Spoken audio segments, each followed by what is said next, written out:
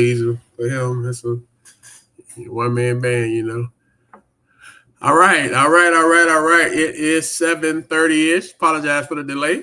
Um, on a Sunday night. This is Polk. We are your number one source for high school basketball in the state of Florida. Appreciate y'all rocking with us this evening. Got the All-State coach with us. What's going on with your coach? Happy Sunday, Coach. Happy Sunday, sir. And I am Coach Corey J. And All-State PG will be along momentarily. And we are Polk Hoops, and we appreciate all of the support, all of the love, and all of everything that you all do to help us to be successful. We do not take it for granted. We do appreciate it very, very much so. But coach, I guess the wait is over. I don't know what you got in the coach's corner, but if you were there, I'm sure you got some because it's your time. It's go time, right? So it's officially go time. I know it don't never stop being go time, but it's officially go time. So what do you have, if anything, in your coach's corner, sir? Coach, officially go time. I'm already tired. I don't know how that's gonna work. Already on But day one, pre-day one. yeah, but Coach, what is success measured by? Uh,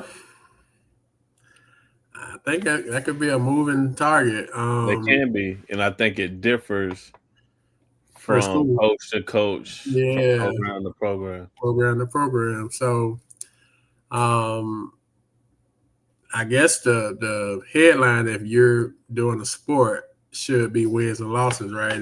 How many you win, how many you losing. Um, if you listen to Michael Irvin a couple weeks ago, um, when the guy was saying that Dion couldn't, you don't know if Dion could guard. It wasn't no fast receivers back in the day, and he wanted Dion to keep up with guys nowadays. Michael Irvin snap. And essentially, he was talking about him and Jerry Rice. They the greatest whoever because the championship, the rings they got. They won more than anybody, and that should be the measurement. That should be the measuring stick for greatness. So, um, you could say in that vein that he's number one. I mean, no, not number one. You could say that wins and losses, rings could be so, but you can say another coach putting kids in school, they graduating, they, moving on to the next level, GPAs, that could be a measure of success. But I think the overarching one would be wins and losses.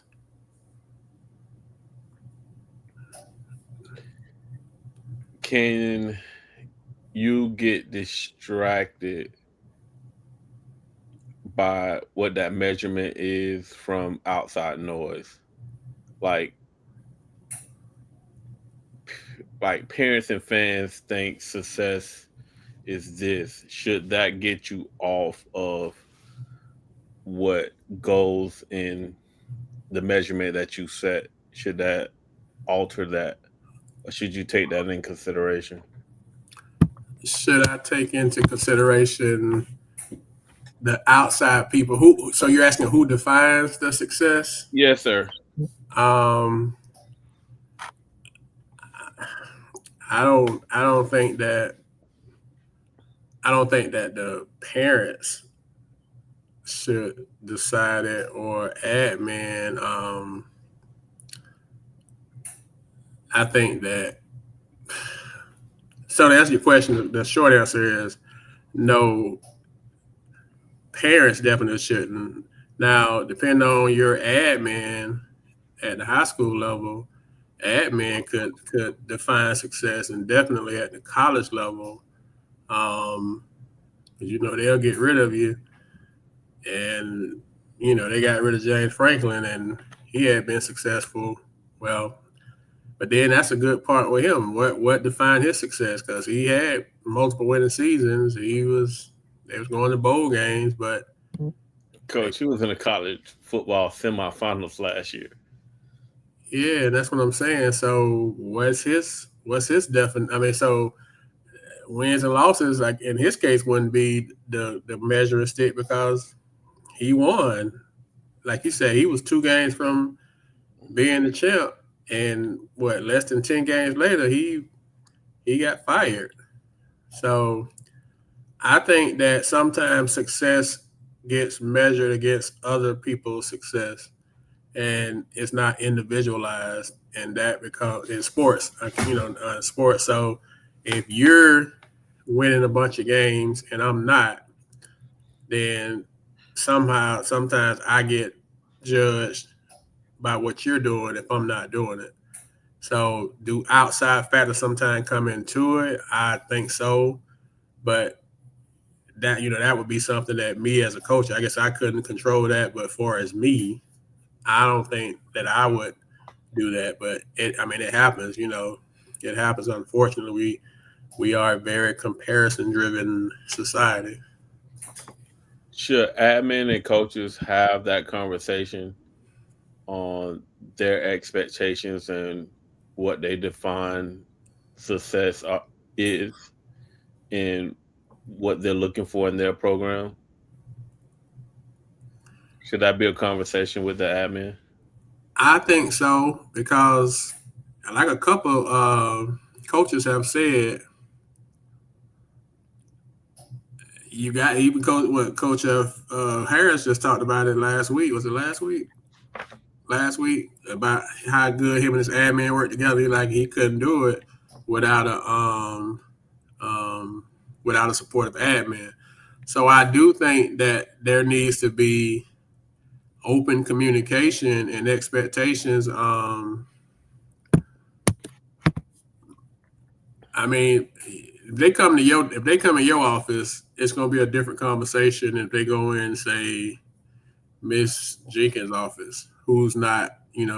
So I think it needs to be open communication and expectations. But I mean, yeah, I guess you want to know what they consider success and what they're looking for. But I think most admin nowadays, as long as the kids ain't terrorizing the school and grades fine, they okay. Long as you keep them out of trouble.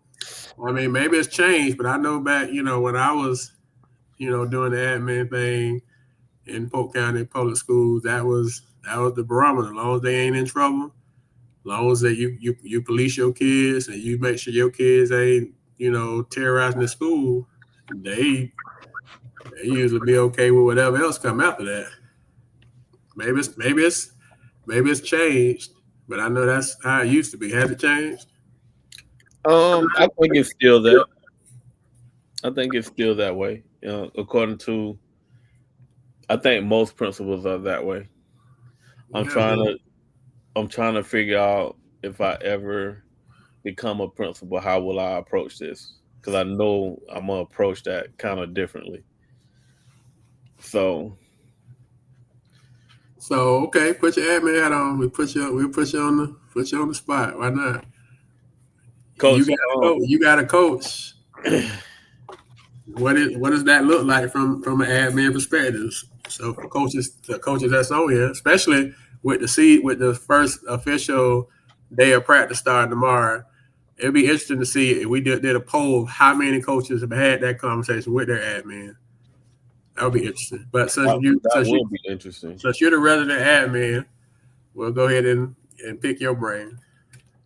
If I'm the principal, Yes, sir. I think the program has to be moving in the right direction, and that's academically, culturally, and that success is defined by how many kids graduate, how many kids get to the next level, whether that's CTE, whether they in some type of technical school, college, or military. Um, I'm really interested on how many productive citizens that we're putting out. That the kids graduate from high school and they able to do some type of college, military, or vocational after that. Um, I think for the major sports, um, they have to be moving in the right direction of winning, coach, and winning consistently. Now, when you get down to some of the other sports, um, I think I'll approach it like the rest of the principals right now. Uh, Long as uh, they're not terrorizing the campus. so question, and this is always because it's not set in stone. It's not written.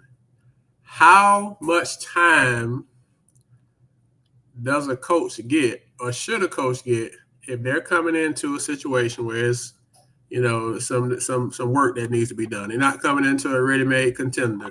They got to build a program. They got to establish stuff. They got to do all this stuff.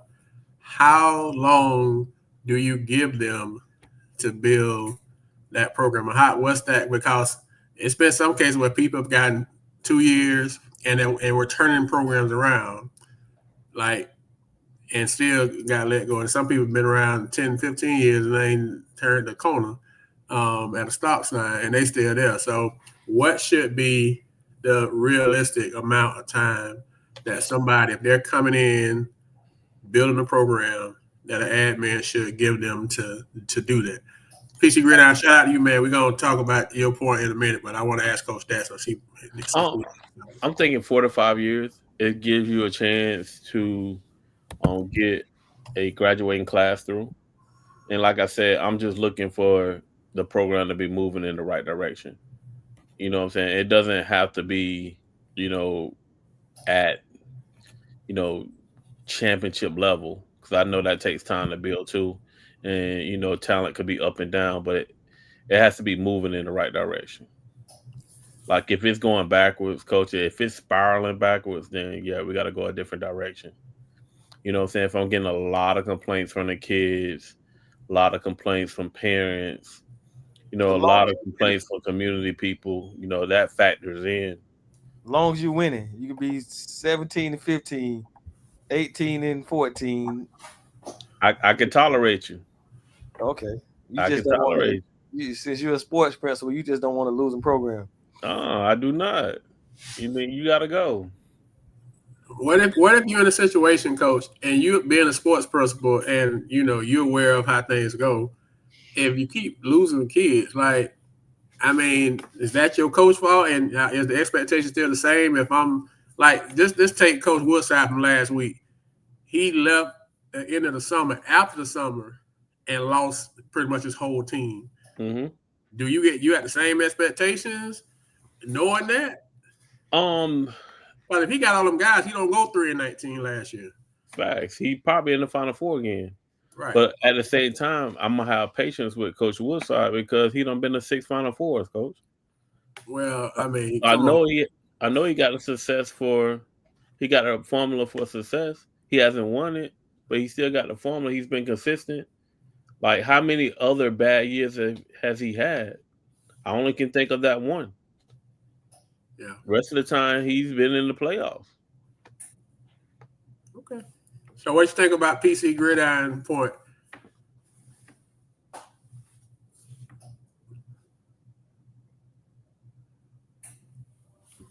Unfortunately, I think he's right, especially if you don't have a sports oriented admin. They can be influenced by social media or by these parents or by local, you know, maybe boosters or something if they don't know any better. You know what I'm saying? So I think he got a great point, but it's all according to that particular admin. Like me, I'm not gonna be easily influenced by that. You know what I'm saying? I'm gonna look at the program as a whole and what direction it's going. Maybe even do some type of culture survey with the kids and the parents and maybe the assistant coaches. Just feel the temperature, see where that program is going. So 4 years, Coach Collins. Shout out to Coach Collins in the chat, family. You know, 4 years that would be one cycle. So you bring that group of freshmen in, and you see them through to seniors. By that time, you should be. It didn't what's name do that? We was doing the state. Coach, what's his name? Coach Green. Coach Green up in Eustis. He started with. He started off freshmen, and then this year they were seniors, and they made it to the Final Four. But he just started to start over. I remember, speaking of Coach Collins when we was at Lakeland. I don't know what year it was. One of them years though. You know the rule. If your freshmen are on the same level as your juniors and seniors, you play the freshmen. You play the freshmen. So we had about 3 or 4. That was Shake, Vontae, Dexter, all those guys. That was their freshman year, and it was it was a struggle. But we just man, we got 3 or 4 freshmen that we just started playing the freshmen. Coach we just gonna take our lumps. We're gonna take them with freshmen because we ain't gonna always be taking them. At some point, we're gonna turn around. We're gonna be giving them. But so I like 4 years, but more often than not, do people get 4 years, Coach? I think in high school, I think they do. Okay. You know what I'm saying? Like I said, the admin, especially the principals that I know, like right now and at the high school level, like it really have to be like a cultural problem that's consistently happened for them to get rid of their people. I don't see nobody just firing people, very, very quickly. People are quitting, you know what I'm saying? Or, something happens to trigger that move. You know what I'm saying? Okay. Maybe I'm a little biased on that. Maybe I'm still a little salty on that. Yeah, and I think I kind of know what the situation that you're talking about. And like I said, it wasn't. I don't think it had anything to do with on the court. You know what I'm saying? So. Okay. And we know when you dealing with these programs, like you got to do right by kids, you got to do right things procedurally. You know what I'm saying? You got to make sure all the receipts and stuff add up, because that's just the quickest way for somebody to, I asked PG and a couple of my frat guys this question. Our little group. They asked you this, Coach. What percentage would you say coaches, admin, social media, sports people, kind of like that, lie? And when I say lie, you tell me one thing and it's supposed to be something, and then it ended up being something different. PG said 80%. I think over 80. 50. What you say? I say it's higher. You know what I'm saying? And all the time. What I said, bro. What's that? I knew. Tell him what you just said. Over what? Over 80 for sure. I knew he was gonna say what I said. Bro, I'm actually thinking closer to 9. I'm thinking 9 out of 10 people. But I'm also thinking that some of those times it's not intentional. You know what I'm saying? You get some of those people where, they dishonest intentional, trying to persuade whoever or however. But you got some people, you know what I'm saying, they talk a good game and they mean every word of it, Coach. Sometimes you talking to a kid, you talking to a family, they come in and it just don't work out. But yet, I don't promise the kid to start. I don't promise the kid that he gonna play all these minutes. He's gonna average this many points, and it just don't happen that way. So what you supposed to do? Keep playing the kid? You know what I'm saying? You're gonna find somebody else, and then now they upset. Like, hey, coach, you promised I was gonna get this many shots up. I was gonna average this many minutes or whatever. Then now you look like the bad guy or the liar. You know what I'm saying? Like, sometimes it's not intentional, Coach. Okay. I ain't talking about intentional. And like I say, maybe, I don't know, Coach. sometimes it's not intentional, okay, but sometimes it is. So I Sometimes guess it is. I'm talking about the intentional lying. How often does that happen? I still think it's pretty high, for sure. Definitely over. I think it happened 3/4 of the time, at least. Okay. Well, like I said, that was a sidebar to what you asked, but I just and Coach Collins kind of got my. And we've talked about this before that you got to give folks time to build stuff I agree. when there's nothing in place. Like I said, if it's a foundation and I'm a coach coming in, team just won district, we got 85% of the team coming back, then okay, hold me to a high standard. But if I'm coming in and the cupboard is bare, program is desolate, we ain't been good, we ain't been competitive, it's gonna take some time. Raw wasn't built in a day. And I just and this is not something, not even like current and recent. This has been going on for a while. And Um, coach, I'm gonna be patient with you. I'm gonna be patient with you. I'm gonna help get you the resources that you need to be successful. Again, I gotta just see the program moving in the right direction.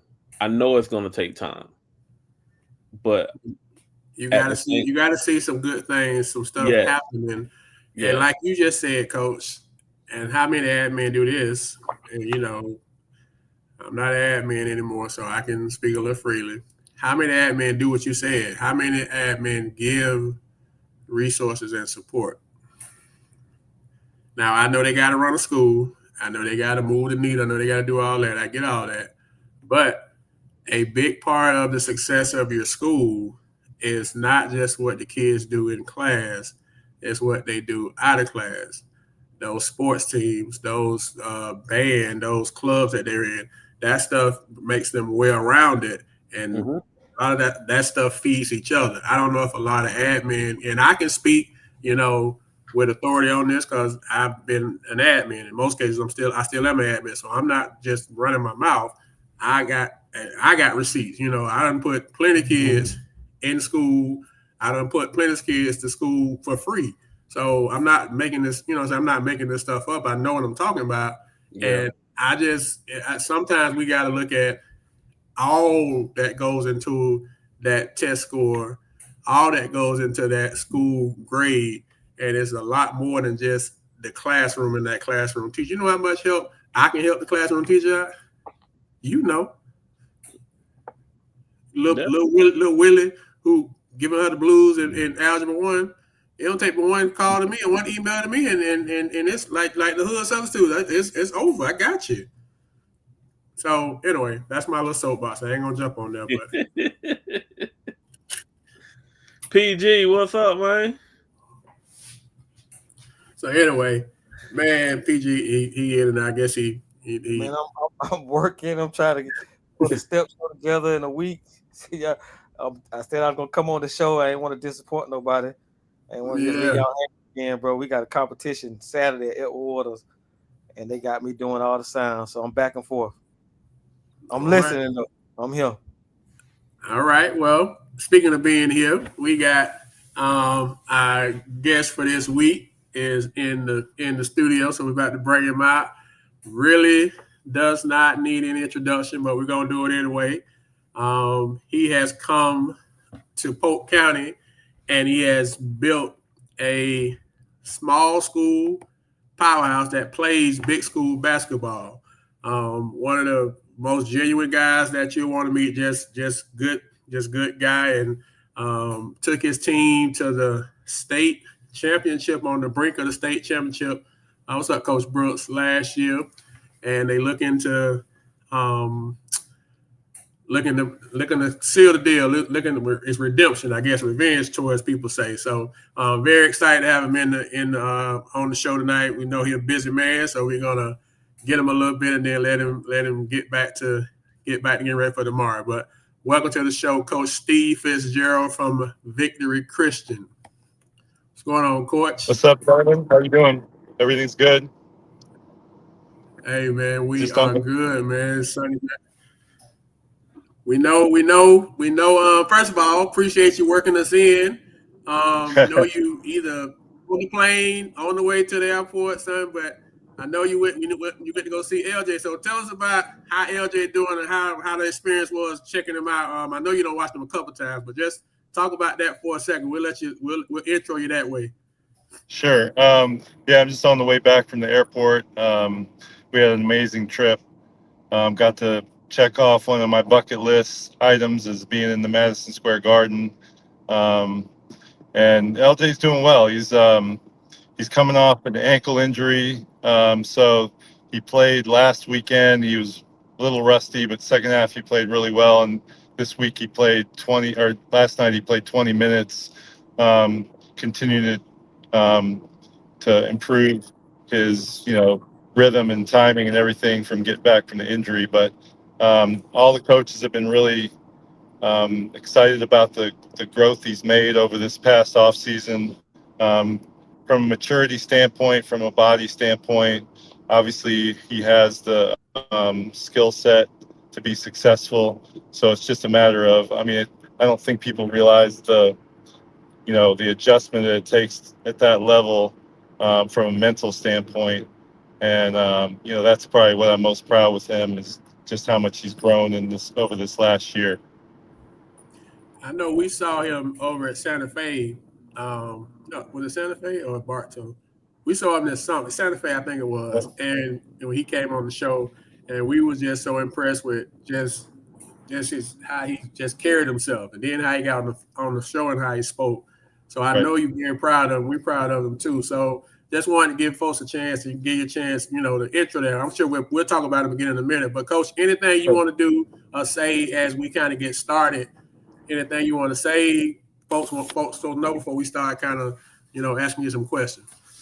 I'm just really excited about this group we have coming back off, in some ways a really exciting, unexpected journey last year. In other ways, disappointing when you get to that last game and you don't win. You think of all the things that could have been and how things could have gone different. But fortunate to have a very good core coming back, plus a couple additions and a couple guys that were injured last year.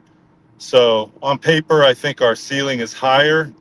As Coach BD and I talked a little bit about the fact that, playing with two bigs now is a bigger adjustment than I think people realize. You think, oh, well, you just got all this height, it's going to be way easier. But in some ways, playing that way is a bigger adjustment than, playing one big and spreading the court and such. So I think, we could start out slow because of just the competition we're playing right out of the gate.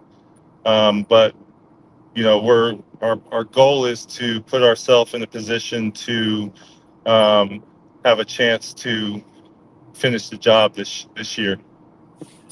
So, Coach, you talk about your schedule. You got a tough schedule that you put together. I mean, you always play tough, but this year seems like it might be a little tougher than comparatively speaking. What went into your mindset? You want to? I know you all ended up with was it Sagemont or River Prep? I get really Sagemont. And Coach saw you up in Georgia, and I saw Sagemont in Georgia, and I was the schedule.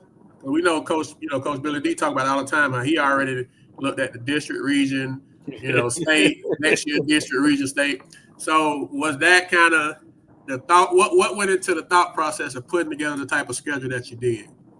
Well, I think the biggest thing is just to expose your weaknesses as early as possible and face them head on so that you can go about fixing them and giving yourself the best chance to be ready when those games do come at the end. From what I can see, the region will be favorable, but when you get down to those last two games, whether it's like a North Tampa last year, or it could be Impact Christian, it could definitely Sagemont. That's a high level basketball that you have to be prepared for. And the more of those type of games you can play during the regular season, the more your players are used to it, and it's not a shock to their system. Um, so it's kind of a combination of those two things. I would kind of liken this schedule to LJ senior year, with the level of our opponents. It's playing several national type teams. So I honestly look at our schedule every year and say, where are we going to get any kind of wins from? So that's no different this year. Okay. Coach, one thing that I've always admired about you is your relationship, with your players. It's obvious that it goes beyond basketball. So you coming back from watching LJ, so you're still continuing that relationship.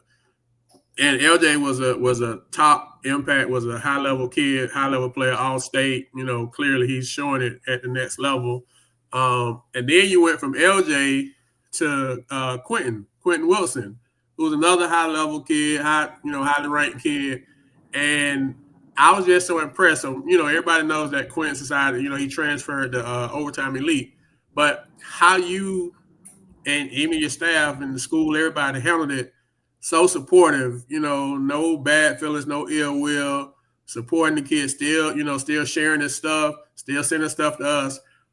Just talk about how, because everybody not handling it the way you did. I mean, you probably one of a few that would have handled it the way you did. Talk about how that family atmosphere, that culture kind of resonates even when they leave the program. Well, I mean, I think Q's such a special kid, like comes from um, you know, how are we going to, be upset about him taking the opportunity that his family feels best for him? I know that he misses a lot about what he had here, but we want to support him and, you know, continue to be there for them regardless, because they may need us. There may be stuff that comes up that, they're not anticipating up there that we can help them and support them through. Um, it's not, again, it's kind of like the difference between being transactional and transformative. Like transaction means like, what can the player do for you? And once that's over, it's over. Transformational is that you're trying to make a difference in somebody's life, and not just the player, but the family's life beyond basketball. And, basically when a player comes to us, we're saying we're family for life. And, and we mean that, from the bottom of our heart. Now there's some kids that choose to just go on their way, and that's fine. But, we make a concerted effort to be in their lives, and help them through things, but also it gives us a lot of joy to see them accomplish things that they've set out to accomplish, whether it's within basketball or whether they get married or have kids. We have a special situation with James Bulldog Harrison. He had a daughter 5 years ago that's been, comes to our house all the time, and it's almost like we're honorary grandparents. So it's like those type of things is really what coaching's about. Okay. Well, Coach, it's very commendable and it's very impressive. And I'm sure you do it. You don't do it for that, and I know you don't do it for accolades, but Coach Billy D is real big on making sure we give people their flowers on here. So just want to make sure let you know that we see it, and we definitely appreciate it, Coach, because everybody doesn't do it that way. So last year, Coach, you guys got to the was at the door, couldn't knock it down. When did you and your staff be like, you know what, we got a shot that we can actually probably win this thing? Like, everybody has that moment, right? Did you know it like first day of practice? Was it mid-season after you came back from a Christmas tournament? Like, when was it you like, you know what, we got a shot not to just make a run, but we could actually probably try to win this thing if everything runs together. Yeah, it was a little bit different last year because, admittedly, we lost a ton from the year before.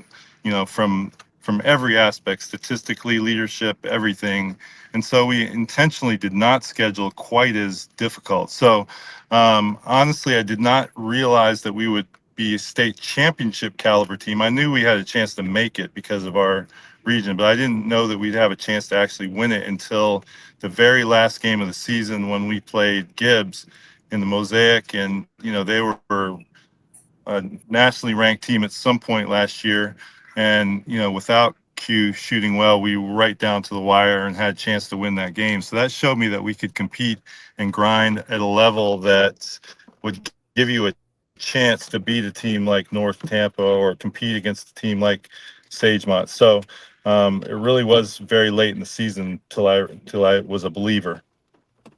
You just brought up North Tampa, Coach.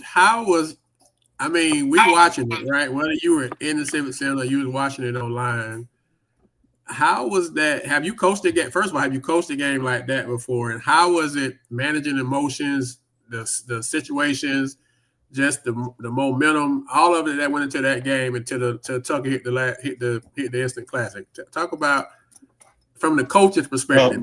Yeah, I have never been in a game like that. Obviously, I've been in overtime games, but not with the stakes that high. I think a couple things come into play. Like, I think as coaches, we should be doing our work in practice to prepare our teams to play, and then the games are for the players.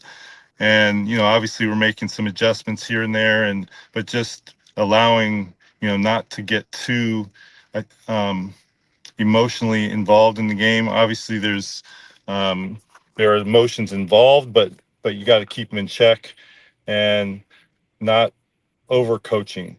I think I trusted our guys to do what they do. At that point, they're not going to do anything crazier. They're not going to do anything out of body anyway. Like, we know who they are. So for me to just sit back and kind of let them do their thing. We did make a few adjustments in that game that I think threw them off. We started in a zone, which we really barely ever played, and we got down 10 or 12 points in the first half, and then, which was actually okay because I've been thinking about this a lot, and the ideal thing to come into a halftime against a team that would be considered better than you is honestly to be down, 8 or 10 points, or 10 or less, but somewhere in that range, because if you're up, the halftime from the opponent's different. You know what I mean? Like, so when you come in, you're 8 or 10 points down, the other team is thinking, oh, we're up, we're good. And so we hit them in the third quarter with our usual pressure. They didn't adjust well to it, and then they never could quite recover from it, and we just gained the momentum and just sort of kept it. Obviously, in the overtimes, we won and lost the games multiple times, but that's, again, it's these kids have never been in that situation before either. So I think what it came down to at the end, though, was our connectedness of our guys over the sheer talent of their guys. And I was just super proud to be involved in a game where our guys just didn't quit when they had plenty of chances to. Didn't quit when they had plenty of chances to. Coach Fitzgerald, I got a question for you. First of all, good evening. Good evening. Yes, sir. It's always a pleasure to have you on. You definitely a class act. I would say me and McGriff had similar situations, and I think you're going into that situation like right now. 2009, McGriff lost in the semifinals, which kind of drove the 2010 team. And then when I was coaching at Lake Wells, 2011, we made it all the way to the state championship, lost against the number 9 team in the country, Palm Beach Dwyer, and that kind of drove the entire next season. So, can you talk about how that loss has shaped, informed you in your preparation going into this season? Yeah, I mean, I think in some ways, um, you know, the way we've built this program is a culture of work and a culture of commitment to what it takes, a culture of truth, of, where we're at. We don't sugarcoat it. Um, so in some ways, nothing changes. And in other ways, it does sharpen that competitiveness or that competitive edge to where you realize you're that close.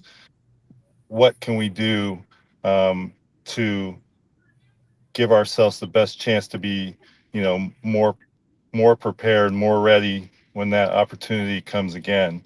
Um, so I feel like this group, we do have a lot of guys coming back. Um, we have some guys that have been, in their minds underrated, and they have a play with a little bit of a chip on their shoulder.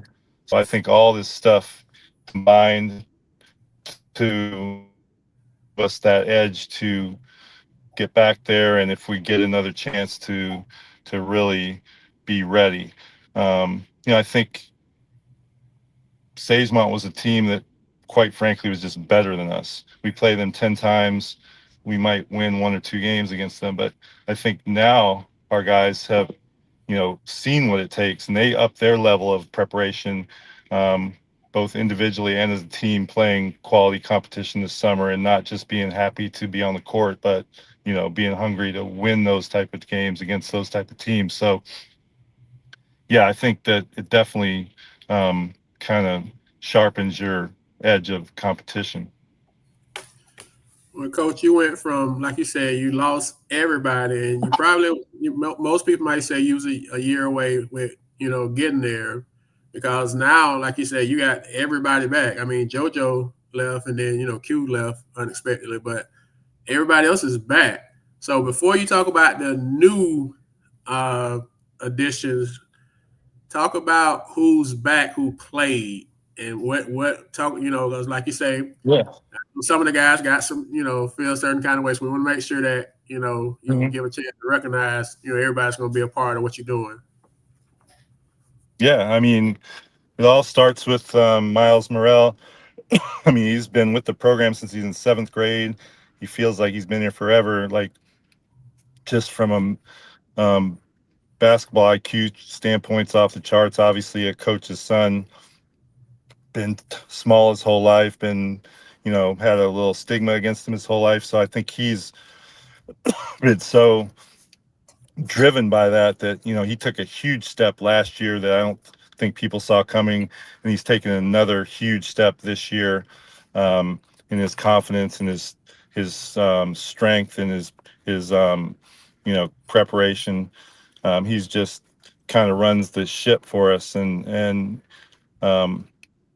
then you have another guy that's very underrated. People still don't even know his name, is Chris Bernard. He started every game for us last year. He's another just absolutely unselfish player that'll do whatever it takes to win.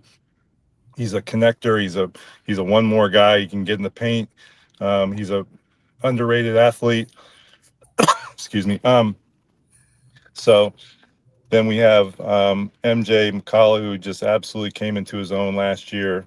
Finally got into shape, was able to play long minutes, and scored. Was capable of scoring against the best bigs that we played against. And then obviously Tucker is the one that had been playing since his freshman year, making big shots. But more than just, as I tell the guys that are recruiting him, he's more than just a 6-foot shooter. What really separates him is his toughness, his extra possessions that he gets us, his just absolute will to win. He's 78 and 18 over the 3 years that he's been part of the varsity program. Well, Coach, I know. Yeah, the Metro. Oh, Coach, I know the Bartow Fall shootout. I remember the guy, Donnie Wilkie, the guy, who runs all the Yep. tournaments. He came in the gym. We were sitting at the table, during the score or whatever. And, I'm sitting there talking with Griff and whatnot. And the first thing he came was, I just left from Carver Rec. Man, the kid from Victory, he hit four threes, and then I guess somebody else came and said, well, he had 2 more after you left. He had 6 in the first half, and of all the names that I expected to hear them say, I ain't expecting to hear them say Miles. I'm just like, hold on. I said, wait a minute now. Miles can shoot too, because he never shoots. So I'm expecting to hear, Tucker or Chris that you picked up. But so he can shoot it. He just doesn't shoot it. And like you said, Coach, MJ, we talk about this all the time. And I don't think MJ lost a battle.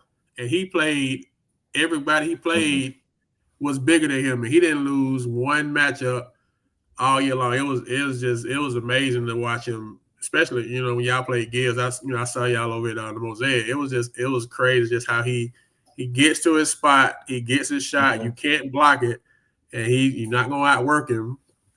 And like you say, Tucker speaks for himself. And they both play football too, right? So how's it been with them playing football and basketball for you? Tucker, MJ, they kind of just mutually came to an agreement that he's not playing anymore, because him coming out as a senior was just too much, I think, for him to learn the game. His best player played both sides of the ball. So probably a month ago, we just decided he just needed rest for basketball. We just kind of gave him the time off.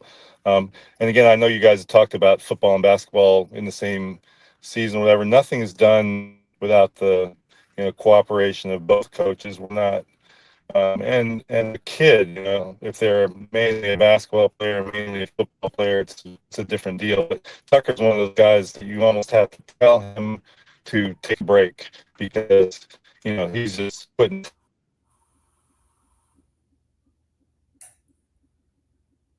football is great for him. He's got offers in football, so I think he's going to have opportunity to play both. I'm not necessarily both, but he's going to have opportunities to play one or the other in college. So excited for that opportunity for him.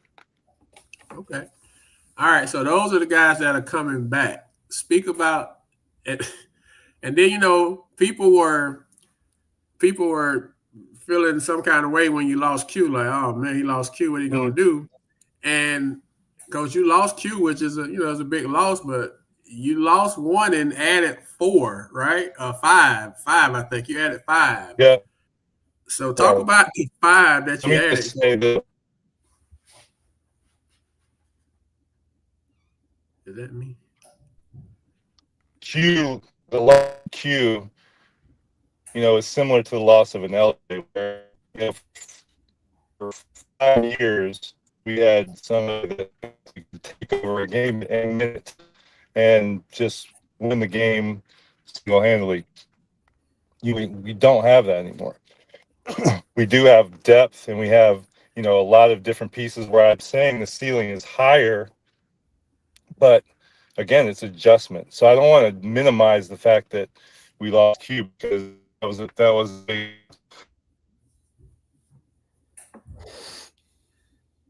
a two were just hurt. The 2 that we got, 2 came back from injury, and both are going to be huge impacts for us. Stock started every game as a sophomore, so we're really excited to have him back. He's a leader, just a high character, high motor type kid that just does a lot of different things for us. And Arik, was just about to start the season, and it ended on like literally the week before the regular season started. So, it's been a long process to get them back, but they're both very healthy now, and will add a dimension to us that we have. So we're super excited about that. And then the 2 other guys, Christian Fuller was a great player for Tampa Prep last year. He's got the ability to create off the dribble. He's got ability to really finish at the rim. Just a great all around guard that's going to take up some of the slack from Q scoring wise. And then Colton Donahue is really good shooter came over from Lakeland Christian. Really good kid. Like both of them are juniors, so we'll have a core of guys coming back next year after we lose quite a bit from this year. So really excited about the pieces. Was thinking again about the analogy of a puzzle when you come into a season. Sometimes you got one of those kids puzzles that's got like 10 pieces. It's really easy to put together. Sometimes you got one of those puzzles like 1,000 pieces that it's going to take some time to, find the edges and fill in the middle and all that kind of stuff. And this one's going to be a little bit more like that. Not to say that, it's not to say that we won't be good at the beginning of the season. It's more like that there's just way more pieces to put together and make sure that we're putting them in the position to be successful, both individually and as a team. So that's kind of been the burden on us as coaches. Thankfully, I got Coach Collins to help out now, so the burden's not 100% on me. Plus, my two sons doing a good job too. So, but that's stuff that keeps you up at night. I was just about to. That was going to be my next one. So the probably the biggest addition, and for me, in my opinion, and I'm insanely biased, so I admit that, is the other addition, which was Coach Collins. So tell for what how did that come about, and what it just seems like it fits. You and Coach Collins seem like y'all fit. So talk about how that came about for folks that don't know or not aware. Yeah, Coach Nate Morrell left us at the end of last season. He just had a baby, and so I had a spot to open up, and just was thinking about it for a long time. And we looked at a couple options that we talked to the guys, and it just didn't work out. And so just was thinking, wow, I got this guy right here, and I just went to him and said, look, I know you're busy as the AD or whatever, but I think it would be a great fit for you to come. We'd love to have you. I think you'd make a huge impact on this team. And, I knew he'd missed it. So it was just kind of perfect timing after he kind of got his feet wet here as the athletic director and kind of knew kind of had that roll down a little bit more. And he's been unbelievable, obviously. Man, that's why nobody looked at my application, huh? Application in the trash. Coach, I'm gonna ask you this question. This was sent to us with another coach, and I said I wouldn't say who it was. So, but I'm gonna ask you the question. Get what you think. He said the difference in how he coaches now versus how he coached blank years ago. He say he looks to challenge the guys to think and read the game, and then he put in parentheses life. Kids today are smarter, but they think less. We have to challenge them to think. What's your opinion or thoughts on that? I do agree wholeheartedly with that. I think my approach to the game, as far as like the things that I value, haven't really changed. But the style that we play and that kind of thing has changed. I was fortunate early in my career to my dad was coaching in Chicago, so I got a chance to. This was during the Bulls' heyday, and just fell in love with the triangle offense, and got a chance to meet Tex Winter, that was the assistant for Phil Jackson back then. We went to practices and such, and so long story short, I was running that offense for 20 years, which was way before its time, meaning that it was a read and react offense. It wasn't, you basically did whatever the defense dictated. So even then, we were having guys reading the defense and not just so quote unquote calling plays.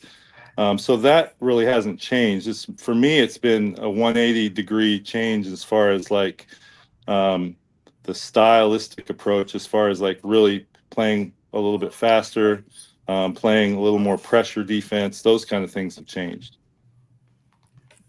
Coach, speak about you're one of the few coaches in the county that goes out to get help. Like Coach Gibbons comes in and does his defensive clinic with you. A lot of coaches don't, and maybe they do, and we just don't hear about it or see about it. But you're a very successful, accomplished coach, but you're still eliciting help. What's the thought behind that? And I mean, I know I see you smile. I'm not trying to like everybody's philosophy. What's your philosophy on that? I guess, and that'll keep I it. mean, there's guys that know way more than me. You know what I mean? Like in whatever area that of their expertise, whether it was, Coach Gibbons, who I've had a long-standing relationship with, who's, a strong mentor to me, or sending LJ to, I took him to Gannon Baker. I'm always looking for people that know more than me. That's why I would want Coach Collins on our staff. Like, I want somebody that can help me grow, so and help our guys. Like they hear my voice all the time. Like, let me try to find as many things and people that can influence our team and our individual players as I can. So, I think having my dad as, a coach all growing up, I think I just, maybe a little more secure in what that means and not worried about, how that appears. I don't know how it would appear negatively, but anyway, I don't have any issue with that. Okay, secure is a good word. We just wanted to ask because you're one of the few who does it. So, Coach, you've built a very successful, very reputable program over at Victory, and before you got there, it was non-existent. You're doing it at a small school. It's not a traditional school. It's not a big school. How have you been able? What goes into building? And we asked this earlier about how many years does you get somebody to build a program. What goes into building a successful program that you have been able to do? And you not just built it, you sustained it. So it's not like it's like a flash in the pan. You established it, and now it's consistent. So what's the as much as you're willing to share? Mm-hmm. What goes into building a successful and sustainable program? No matter and so you don't necessarily have the resources. Coach, you came in with nothing, and it's a small school, and you were able to do it. So what would you say goes into that? I mean, there's a lot. I mean, God, for whatever reason, has always taken me to programs where it was, a building or rebuilding situation. So when I got to Victory, I had gone through this before, but every situation is different. I think the biggest plus for Victory was that the administration was very supportive, even though football was king when I got here. But I think it's a combination of things. I mean, it's a lot of things, but it's a combination of having a vision that people may laugh at. I mean, I wasn't going around telling people like this is what, out in the community, but internally we're saying my whole thing was being championship caliber team right from the get-go. Like, and people would looked at us like we were absurd. Like I remember the former school that I was at for 15 years in South Florida, it only had a varsity program for 1 year prior to me getting there. And I was subbing at the school at the time. And there was a kid just was like, what are you coaching? And I said, basketball. And he goes, oh, basketball never be good here. And those are the kind of things like that drive you, like, it's like, oh, just wait, like, and so to have the vision, it's not like I hear people say, our goal is to win the district championship, or our goal is to win or beat our rival. Like that's too small. The goal has got to be the best. Like when you win the state championship, your goal is to go to the Geico tournament. Like Like, why not? And, I was one of the early influences on me. And it's ironic because I was staying when we went to LJ, I'm on a budget, man. I'm staying in New Jersey. So I see a sign for Jersey City, but I was very influenced by St. Anthony and Bob Hurley at the time. They were a school of under 200. Um, they had no gym. They every year the school is about to close down, so they had to raise the money to keep the doors open. And I'm saying, okay, what's the excuses? They win in national championships almost every year back then. What excuse do we have? What I mean? I think people put limits on themselves, and they're self-imposed limits, and not, you know, instead of saying we're going to get here, it may take some time, but then you can't just say it. Now you got to have the plan in place, and construct the work ethic and the culture that's going to help you get there. So I mean, there's a lot of different things go into it. There's scheduling that's very strategic. Um, there is a ton of stuff that goes, but I think a lot of it is not showing discouragement. You know, early on, there's a lot to be discouraged about, and I think you have to stay positive, and you have to just keep plowing forward in what the vision is, and not accepting anything less, because people are going to try to beat you down with that. And there was ups and downs. Like the third year we were here, we went to the regional final, lost, and then we had two kind of bad years. COVID hit, and then part of it again goes back to relationships. Relationship with Grady, who helped get some of those kids here when they were young. So there's a lot of things that go into it, but I think the biggest thing is having the vision, the big vision, and then the daily grind that it takes to achieve it. Okay. Well, you definitely. I didn't know that about St. Anthony. That was a good. Yeah. That's called doing your research, coach. Mhm. So how important is research in coaching? And Coach Billy D talks about it all the time. So how important is it to research I mean, basketball? it's not even just basketball. It's like you're researching all successful organizations. Like, it's reading, it's using social media, like, not only to see where you want to go to, but social media is a blueprint. They're basically telling you exactly what you need to do on a daily basis. They're showing you the habits you need to be successful. But then reading up about all whether it's in high school basketball, NBA, business, football.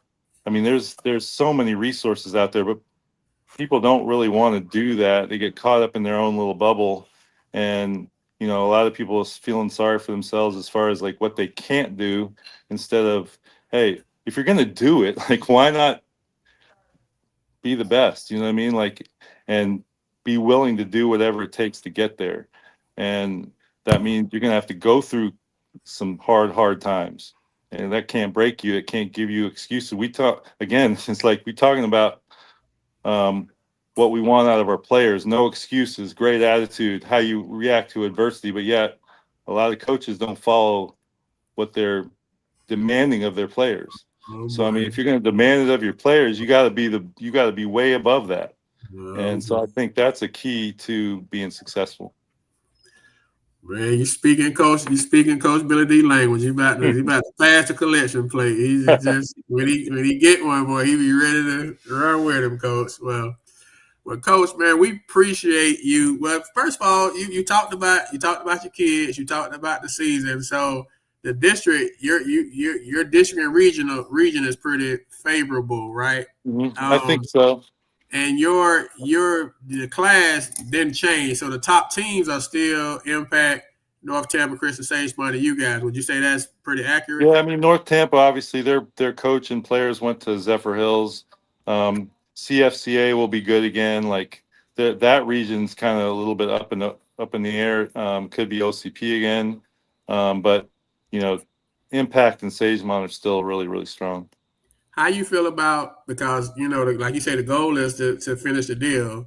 So the deal is not just right down the road. So they can't Carlin and can't close school down. And I know Carlin's family. She's a sis.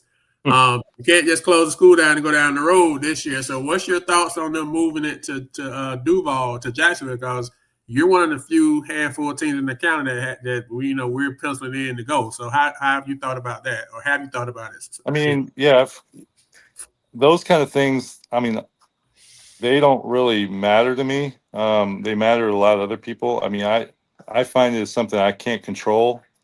So I don't put a lot of worry and a lot of energy towards it.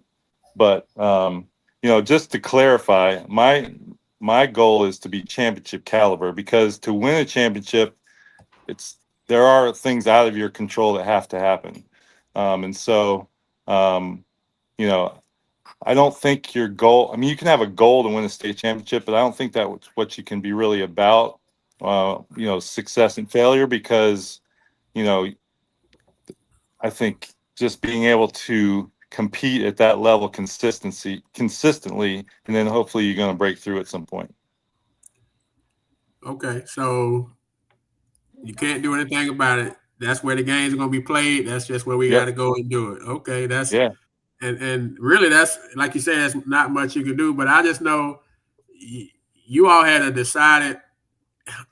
It was a home court field, especially in the North Tampa Christian game. It was so. Just that move is what I mean. Like you say, what can you do about it? You got to take care of you, and that's really all you can do at the end of the day. The last time I came from South Florida, and we had a huge following. So hopefully we can make something happen. I mean, again, we're getting the cart before the horse a little bit here. I know a lot of things got to fall in place. So if that happens, I'm confident that the school will rally like they did last time. Okay. Well, Coach, it had and the beauty of having we talk about Coach Murphy, Coach Murph over in Gibbs. The principal is on his staff. So you're right. And then Francis talked last week about him and the football coach working together. Well, it was very strategic. Obviously Coach Collins comes with what he comes with his resume speak for itself, but doesn't hurt that he's admin, and doesn't hurt that, so Coach is saying y'all shut the whole school down and just take a bunch of buses. But that's what them schools do that come to the Civic Center. Right. Them up north Panhandle schools, they bring everybody. So that'd be pretty neat if when you all make it. And I know that's not for you to say, that's us talking, right. No pressure. But when you all make sir. that would be very cool to see us, school from Polk County, to have that type of following. They run in the gym, they all crazy, they got their signs, and they just that would be great to see. I hope that takes place.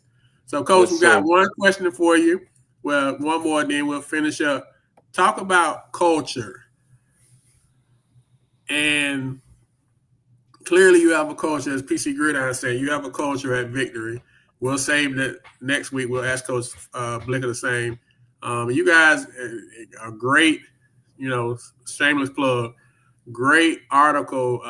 Had the privilege of interviewing Coach Fitzgerald and Coach Blicker for the magazine, and it's a really, man, it's some good stuff. But anyway, shameless plug. So talk about culture, sir, how you've been able to build it at a small school area, like you say, with limited resources, because we talk about resources all the time. You've been able to do it, and we'll ask Coach Blicker when he comes on. I think culture is a buzzword now, but really what culture means is what you do every day. And, a championship culture is built on work, a culture of work. So we putting in the work. And not just showing up, but we're holding guys accountable to championship level work because, that's what they say they want. So you find out a lot about your team and by asking them, like, what do you want to do after you graduate high school? Do you want to play college basketball? What do you want to do while you're here? Do you want to win a state championship?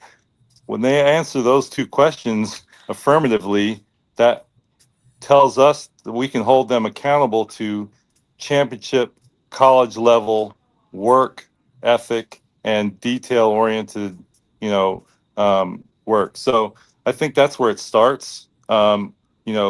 Just like Coach Blick, he's I admire him. Like he's in the gym more than just about anybody. But that's the way it is. Like there's no substitute for that. And it's not just showing up. Like I said, now it's about working smarter and not just harder. Having a blueprint for what it actually takes. Studying, like, again, studying those people that have been there in all walks of life. There's a lot of common denominators in successful organizations, and if you don't know that and you're not sharing that, then you're probably not going to be progressing like you could or you want to. So culture is a difficult thing to quantify. I mean, again, it's the accumulation of day after day after day after day. Anybody can do it 1 or 2 days here and there, but that's not a culture of work. That's just a culture of inconsistency. So it's consistent stacking days, and that's another kind of buzzword, but that's literally what it is. That's a great answer, Coach. You just dropped some gems on that one. So, all right, Coach, we ask everybody this before we let them go. So asking you, what is one thing that you're going to leave behind in 2020, 24, 25, and what's one thing you're bringing with you in the 25, 26 as you get ready to get started tomorrow? I think I wrote it, in the question you asked me in the magazine, was just leaving the comfort of success from last year. Like, you can't live in that. And what you did last year does not guarantee anything about future success. And so that's really what takes down successful organizations, is the comfort or the feeling like you're entitled to success just because you put on a certain uniform. And so we had to leave that behind and say, like, if we want to accomplish something more than we did last year, we got to put the blinders on and not look back, but we need to look forward. What I'm bringing with me is this group of high character competitors that are, that make me a better coach, and that are actually the reason we have a strong culture is the players. The coach can say whatever they want to say, but if the players are not backing that up, then you really have nothing. So I'm bringing these dudes with me, and I'm rolling with them all year long. I love that. All right. Well, Coach, thank you for your time, man. You got off the plane, was on the road, driving back, and gave us your time. So what's one thing you want to leave? Anything you want to leave that you ain't talked about, you want people to be aware of before we let you go? I think just that I appreciate what you guys do. I've seen the difference in, I think it was about halfway through when I got here, you guys started this. And I hear people, because I came from South Florida. I know, been in the business now for 30 plus years. I know coaches from all over the area, and they're all jealous of what you guys have done for Polk County. And they all say they wish they had that in their area. So I'm just very blessed and grateful that you guys are doing what you're doing. Wow, appreciate that, Coach. Coach Blick asked, did you bring anybody back from New Jersey with you? Man, those tickets are expensive, man. Hey, I can imagine, Coach. That's the literally the Mecca. That was a great experience for you and for LJ. Well, Coach, man, we're gonna let you go, man. We know you're getting started tomorrow. Thank you for taking time, Coach. Good luck this season to all the guys. You guys. And we appreciate you, Coach. And thank you very much. You be safe. Thank you. All right. See you. See you. Well, Coach Billy D. Coach, we making South Florida jealous. Ain't that something? Man, we're trending in the right direction, right? I know he made you smile when he talked about when he sound like a parrot. That made you move in your seat a little bit. So man, we appreciate Coach Fitzgerald, man. Coach Fitzgerald, y'all don't know he was just getting back off the plane, went to go see LJ play. They played St. John's yesterday in Madison Square Garden. They played pretty good and knocked out St. John's. And so he was just on the ride back, on the road. He's told us he would come on and truly a man of his word, because he could have easily said, "Man, I'm tired. I'm just got off this plane and I didn't want to do it." So we appreciate him for that. Next week we have Coach Mike Blicker that will be stopping through, so that should be very entertaining. Coach Blicker might be the most entertaining coach in the county. If he's not, he's arguably one of them. So we're looking forward to that. Then we'll take the next week off, and then the 16th. We'll finish up the preseason preview with Coach Terrence McGriff from Bartow. Once again, everybody was at least asked. Some people did say yes and they came on. Some people didn't. So we've given each team their chance to come on and speak about their team, because that's what we do. We try to be as fair and represent all of the teams. Even kind of going into to the magazine ship. Got the email that it shipped yesterday here where I'm at, and once I get them, they will be shipped out to their various destinations. So coaches, I'll be in touch with you once I get them to get your mailing address. Just I give from Polk Hoops to you all, and just as kind of souvenir for the season. Something that we're very blessed to be able to do. So if I don't have your address, I will be reaching out to you for that. And it should be that right in time for the season. We want to time it so by the time the season starts, you'll have them in your hands, and we labor love, enjoy doing it, and once again, just another way that we try to do what we do, which is to bring spotlight to Polk County basketball, and we appreciate all y'all help and support with that. So, Coach, before we get off, the night before Christmas, and all through the house, huh? That's what all basketball coaches in Polk County saying right now. It's the night before Christmas. So, what is a Polk County coach doing the night before Christmas, when tomorrow, Christmas Day, first day of practice for the new season for both girls and boys? What are coaches doing? Give us a glimpse before we get off. Coach, man, I'd be happy if I sleep tonight. It's that exciting, Coach. It's like going to Disney World the next day. It's like first day of school where you got them clothes on the bed and you sleeping on the floor, huh? Coach, been waiting for it for months, waiting for it for months. And it's crazy because the kids make you excited, especially my kids. They coming off a championship, but Coach, right after the championship, they begging to get back in the gym. So, just to be back in that element, Coach. That's what coaches are looking for. It's like one of the few places where you're at peace, where it's, you're shielded from the worries and the problems from outside. You're in that element where you feel kind of like a king or a queen, and you're on top of the world. You know what I'm saying? Then you have the luxury to shape and impact young people. You know what I'm saying? So it's an amazing feeling, Coach. And like I say, you're not only impacting young people on the court, you impacting young people to be successful, outside the court.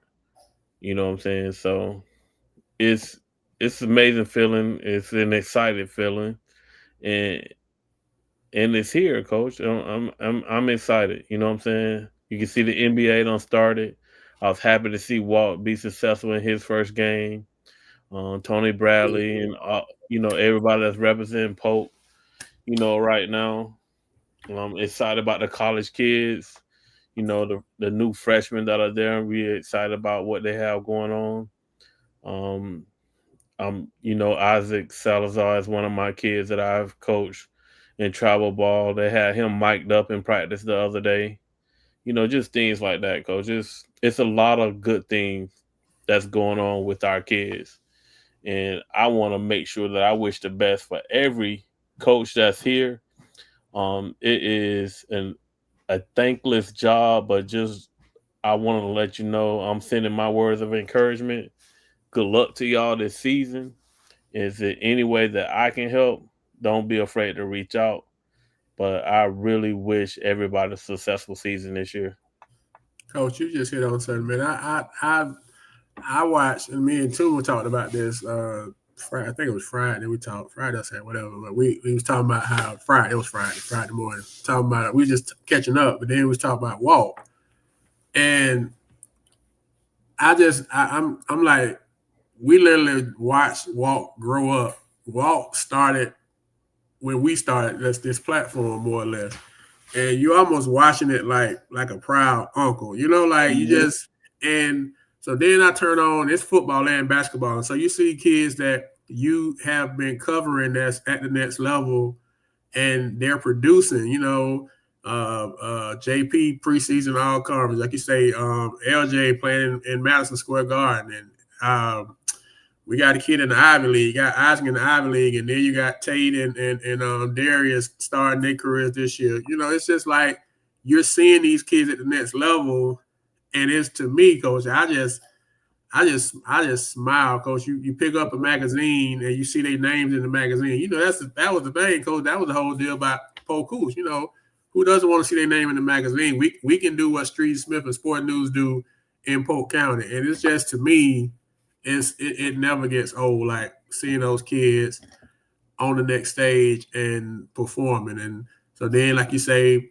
we get to do it again, all over again this year with this group of 25, 26. Very excited. A lot of talent in the county. A lot of, as Coach Fitzgerald said, a lot of underrated talent. A lot of people don't know. I think that the county is going to sneak up, and y'all say that I'm always glass half full, and when I come to the county, and I'll own that. I just think we're going to sneak up on some people. I know what it looks like, but you still got to line it up, right? You still got to go out there. You got to hoop. You got to go play.